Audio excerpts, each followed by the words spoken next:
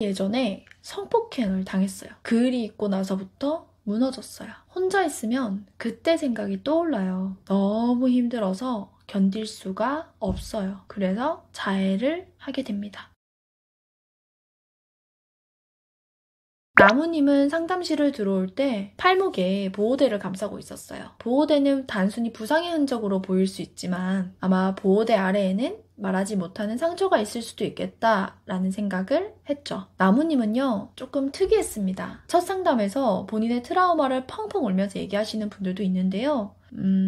나무님 같은 경우에는 굉장히 무덤덤했습니다. 마치 자신의 일을 남의 일인 것처럼 이야기를 했었거든요. 그래서 성폭행 트라우마와 본인이 얼마나 힘든 시간을 견뎌내고 있는지에 대해서 이야기를 하면서도 말끝을 흐리거나 눈물 한 방울 없이 오히려 자신을 조롱하는 듯한 미소를 띠는 것처럼도 보였어요. 저는 상담을 하면서 펑펑 울면서 본인의 어떤 힘든 것들을 얘기하시는 분들을 보면 마음이 안타깝기도 하고 안쓰럽기도 하지만 그래도 한편으로는 조금 다행이다라고 여기는 부분도 있거든요. 어쨌든 눈물이라는 것을 흘리면서 해소되는 것들도 있어서요. 그런데 이렇게 무덤덤하고 담담하게 남의 일인 것처럼 얘기하시는 분들은 그 내면에 더 깊은 상처가 있고 그 깊은 상처를 덮기 위해서 무언가로 계속 쌓아오거나 숨기려고 덮어왔다는 거거든요. 그래야만 본인이 살 수 있기 때문에. 그래야만 본인이 무너지지 않기 때문에. 그래서 그 위에 덮여져 있는 그런 것들이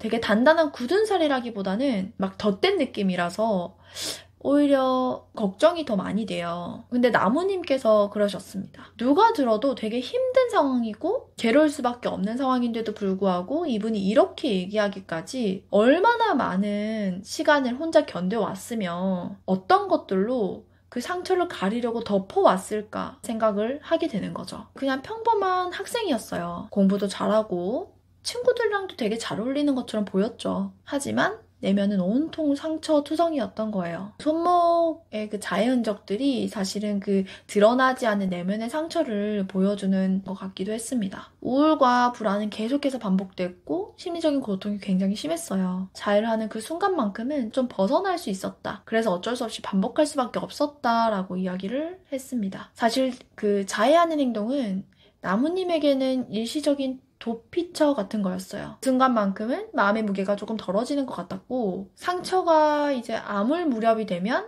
자기 혐오가 밀려오기 시작했습니다. 자해 흔적을 감추기 위해서 여름에도 긴 옷을 입었어야 했고 항상 손목에 그 보호대를 하고 다녔어야 했어요. 자해가 왜 즉각적인 해소 수단이 되는 걸까요? 자해는 심리적인 고통을 신체적인 고통으로 치환해서 감정적인 부담을 순간적으로 덜어주는 역할을 합니다. 이는 뇌의 생존 메커니즘과 관련이 있습니다. 총 4가지로 정리해서 말씀드릴 수 있을 것 같아요. 흔히 자해가 발생하게 되면 우리가 신체에 손상을 입히게 되는 거죠. 그러면 몸은 상처를 감지하고 진통 물질을 분비합니다. 이 진통 물질이 바로 엔돌핀입니다. 여러분들이 흔히 알고 있는 용어죠. 엔돌핀은 실제로 천연 진통제라고 말하기도 하거든요. 일시적으로 스트레스와 불안을 완화시킵니다.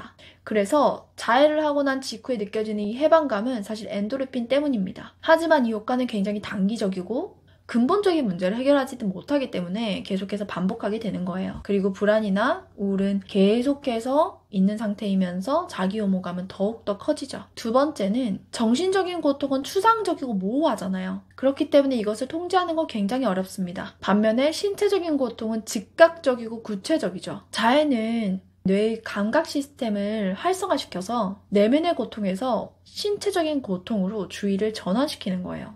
이는 심리적인 부담을 일시적으로는 조금 차단하는 것 같은 효과를 주는 거죠. 흔히 제가 말씀드렸던 감각초점법과 같은 비슷한 원리라고 생각하시면 됩니다. 세 번째는 자해는 감정을 억누르는 회피 전략의 일환으로 작동됩니다. 편도체와 전두엽의 상호작용 간의 어떤 영향으로 볼 수 있는데요. 편도체는 뇌의 경보 시스템이라고 생각하시면 됩니다. 우리가 불안할 때 싸우거나 도망가라 이런 반응을 유발하게 되는데요. 그 이유는 불안을 위험 신호로 해석하기 때문이거든요. 자해를 하게 되면 편도체는 신체적인 고통을 위험 신호로 잘못 인식합니다. 그러면 심리적인 고통보다 즉각적인 생존 반응에 집중하게 되죠. 그러면 고통이 조금 해소된 것 같이 느껴지는 거예요. 그리고 이 과정에서 이성적인 판단과 사고를 담당하는 전두엽이 만성적인 스트레스와 반복적인 자해로 기능이 약화가 됩니다. 그러면 문제를 분석하고 건강하게 대처할 능력을 감소시켜요. 결국에는 감정을 처리하는 능력이 떨어지게 되면서 충동적인 행동을 증가시키는 결과를 초래하게 되는데요. 자해를 하는 분들께서 말씀해 주시는 것 중에 또 하나가 심리적인 보상인데요. 보상회로는 뇌의 도파민 시스템과 연관이 되어 있어요. 그래서 자해를 하고 난 다음에 불안이 줄어드는 그 경험 자체를 뇌가 긍정적인 경험으로 인식을 합니다. 그러면 뇌는 자해를 효과적인 스트레스 해소 방법이다 라고 이것을 부정적으로 강화하게 됩니다. 뇌가 착각하는 거죠.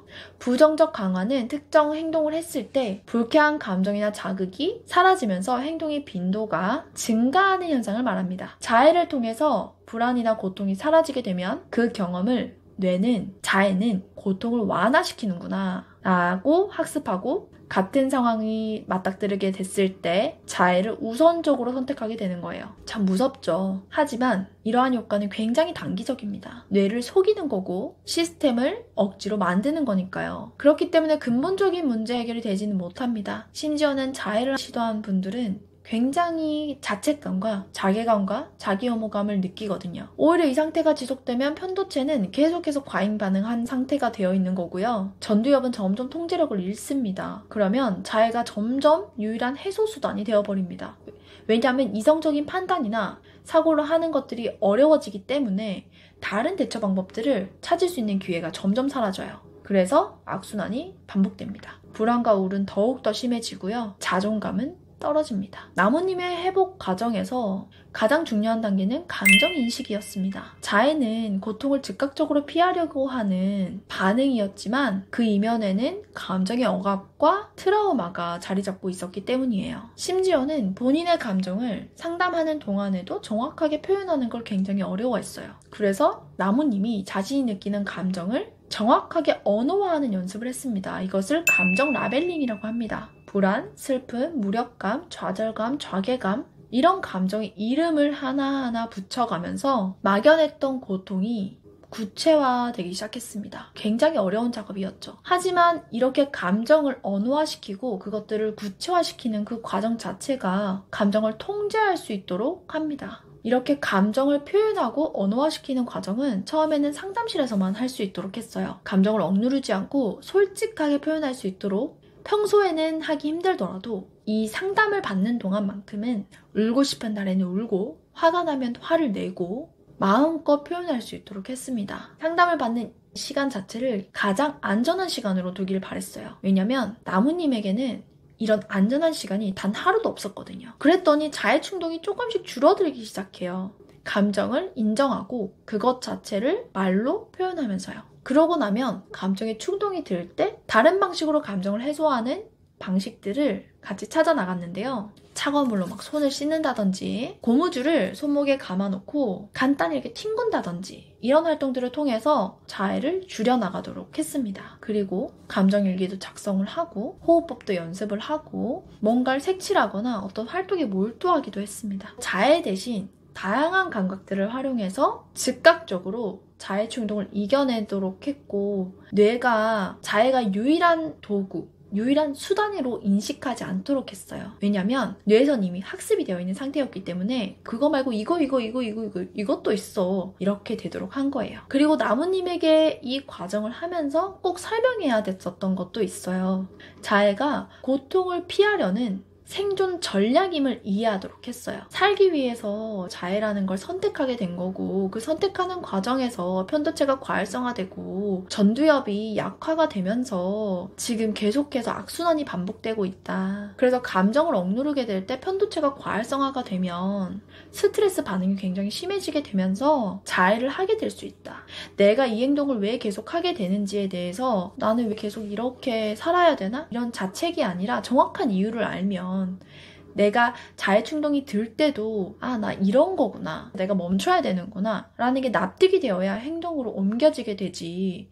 주변에서 야, 너 자해하면 안 돼. 너 그거 잘못된 거야. 이렇게 행동에 대해서 옳고 그름만을 계속해서 들어왔다면 그거에서 굉장한 자책감과 자괴감과 자기 혐오감이 생길 수밖에 없습니다. 그리고 이 행동을 왜 어떻게 멈춰야 되는지에 대해서 굉장히 막막해지겠죠. 그래서 이런 부분에 대해서 정확하게 설명을 드렸어요. 그리고 트라우마 때문에 자기 혐오가 굉장히 깊었기 때문에 자기 연민 훈련을 하기도 했습니다. 실제로 성폭행이라고 하는 그 트라우마의 피해자이잖아요. 그런데 피해자인 나무님이 오히려 스스로를 싫어하고 경멸한단 말이죠. 그게 아니라 내가 실제로 피해를 입은 거고 그 피해라고 하는 건 막을 수 있었던 것도 아니었고 내가 잘못해서 생긴 게 아니라는 거. 그래서 자기 연민 훈련을 통해서 스스로한테 다정한 말도 좀 건네보고 본인의 그 아픈 상처를 좀 어루만지거나 도닥일 수 있도록 했습니다. 지금 힘든 건 내가 약해서가 아니라 너무 오랫동안 혼자서 버텼기 때문이야.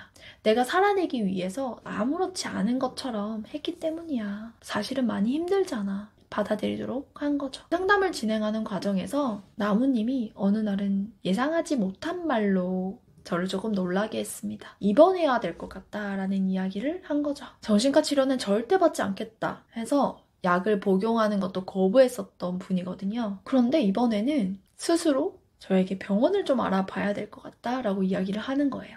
많은 분들께서 상담을 하다가 병원 치료를 받게 되면 상태가 더 좋지 않아져서 그런 거 아닌가? 라고 생각하시는 분들도 많은데요. 그렇지 않습니다. 저는 상담을 하면서 선생님 저 병원 치료 받아야 될 것 같아요. 병원 한번 가보려고요. 하시는 분들을 정말 대단하게 생각하고 그리고 그 순간을 다른 어떤 것도 아닌 가장 큰 변화의 순간으로 봅니다. 저 이것저것 다 해봤는데 안 좋아지던데요. 정신과 치료는 절대 안 돼요. 하시던 분들이 저 정신과 치료 받아야 될 것 같아요. 라고 말하는 순간이 뭐냐면요. 사실은 자신이 얼만큼 힘들고 내가 얼만큼 괴로운지를 인정했기 때문에 가능한 거고요. 자신의 문제를 정확하고 객관적으로 보기 때문에 가능한 거거든요. 내가 감정에 빠져있고 생각이 휘둘리고 있으면 절대 할 수 없는 생각이에요. 그런데 상담하는 과정에서 그게 인지화가 됐다는 건 저에게도 엄청나게 큰 의미고요. 그리고 앞으로 더 나아질 가능성이 더 많이 열렸다는 거기 때문에 굉장히 희망적으로 느껴지죠. 그래서 더 이상은 본인의 고통을 부정하지 않고 있는 그대로 직면했다는 거고 병원에 갔다고 해서 더 나쁘다는 게 아니라요. 병원에 가야 되는데 가지 않고 혼자서 버티고 있는 분들이 훨씬 더 많다는 거예요. 이 말이 무슨 뜻인지 아시겠죠? 병원에서 진즉 치료를 받고 내가 불안이나 우울을 조절하면서 상담을 받으면 더 많이 좋아질 가능성이 있는 분들이 많은데 단지 병원을 가지 않은 게 더 괜찮아서가 아니라 그것 자체를 내가 받아들이고 인정하기가 힘들어서인 경우가 더 많아요. 그래서 저는 병원 치료를 거부하셨던 분이 병원을 가는 그 순간을 변화의 순간으로 보는 이유입니다. 나무님은 치료와 상담을 계속 병행했어요. 점차 자신의 감정을 이해하고 받아들이게 됐고 스스로를 돌보는 게 나약한 게 아니라 생존과 회복을 위한 용기라는 사실을 인식하게 됩니다. 정말 대단하지 않아요? 나무님의 변화를 보면서 저 또한 너무 많은 것을 배우게 되었어요. 자신의 감정과 행동을 관찰하고 이해하는 과정을 통해서 자해가 감정을 표현하지 못한 데서 비롯되었다는 것을 깨달았다는 그게 엄청난 용기로 느껴졌어요. 그리고 병원 치료를 받으면서 또 달라졌었던 건 자해 흔적을 지우기로 결심한 거예요. 레이저 치료를 받기로 했고 손목 보호대를 빼고 당당하게 생활하고 싶었던 거죠. 이제 이거 지우려고 한다. 레이저 시술을 시작했다. 더 이상은 이런 흔적을 남기고 싶지 않다. 자기 혐오감을 가졌던 이 흔적을요. 이건 단순히 미용적인 선택이 아닙니다. 자신을 혐오의 대상이 아니라 보살핌의 대상으로 바라보겠다는 결심이거든요. 상처를 그렇게 지워나가면서 과거의 고통을 떠나서 새로운 삶을 살겠다는 의지이고 보살피는 길을 선택하겠다는 결심이에요. 그렇게 나무님께서는 자해를 하지 않고도 감정을 좀 잘 다룰 수 있겠다 하는 자신감이 생기기 시작해요. 작은 변화들을 쌓아나가면서 스스로의 삶을 다시 설계하기 시작한 거예요. 감정이 여전히 요동칠 때 있겠죠. 깊은 심호흡도 하고 따뜻한 차도 마시고 나 자신을 돌보는 것에 많은 에너지를 쏟고 시간을 들이고 있습니다. 상담 마지막 말에 이렇게 얘기하셨어요. 이제는 제 자신을 돌보는 일이 더 중요해졌어요. 자해로 고통을 잊는 대신 마음을 보살피는 방법을 앞으로도 계속 찾을 거예요. 이렇게요. 팔목의 상처도 점차 흐려졌고 보호대는 더 시간이 지나면 벗게 되겠죠. 상처는 아직 사라지진 않았지만 이제는 그 상처와 함께 살아가는 방법을 배우게 된 거예요. 여러분들께 몇 가지 질문을 드리겠습니다. 여러분들은 감정적인 고통을 느끼게 될 때 어떤 방식으로 반응을 하시나요? 자신을 돌보는 방법을 실천할 수 있다면 지금 당장 해볼 수 있는 것은 무엇인가요? 한번 생각해 보시고 댓글로 달아주셔도 좋을 것 같아요. 누군가에게 소중한 팁이 될 수도 있거든요. 오늘 영상을 보고 2가지를 실천해 보셨으면 좋겠어요. 하루 중에 떠오르는 감정을 떠오른 생각을 함께 적게 되면 패턴이 완성이 됩니다. 감정일기를 써도 되지만 간단하게 감정 자체를 언어화하는 메모 정도만 하셔도 오늘 하루 내가 어떤 감정을 느꼈고 어땠는지 돌이켜볼 수 있는 작은 스위치가 되기도 하거든요. 그리고 하루 10분이라도요. 나 자신을 위해서 할 수 있는 작은 활동을 정해보세요. 산책이어도 좋고 영상이어도 좋고 차를 마시는 시간도 좋습니다. 아주 단순한 것부터 해보세요. 제가 대학원 석사하고 지금 박사하면서도 차 마시는 시간을 막라도 아무리 바빠도 가지려고 했었거든요. 혹은 정말 시간이 없을 때는 걸어 나가서 하늘만 보고 들어온 적도 있어요. 그런 시간들이 꼭 필요한 순간들이 있습니다. 여러분들께서도 그런 순간들을 꼭 마련하시길 바랍니다. 그렇게 아주 작고 일상에서 별 필요 없는 것 같은 그런 순간들도요. 차곡차곡 쌓이면 감정을 소화시키고 내가 나로서 살아가는데 굉장히 굳건한 방법이 되기도 하거든요. 그런 작은 것들이 모여서 아주 큰 문제들을 해결한다는 거. 그거 잊지 마시고요. 오늘 하루도 마음에 지지 않는 하루 보내기를 바랍니다. 이웃집 블루에서는 앞으로도 여러분들의 고민을 나누는 익명 고민 상담 그리고 실제로 작성할 수 있는 워크시트 다양한 컨텐츠들로 찾아올 테니까요. 구독, 좋아요 잊지 마시고요. 다음 시간에 또 만나요.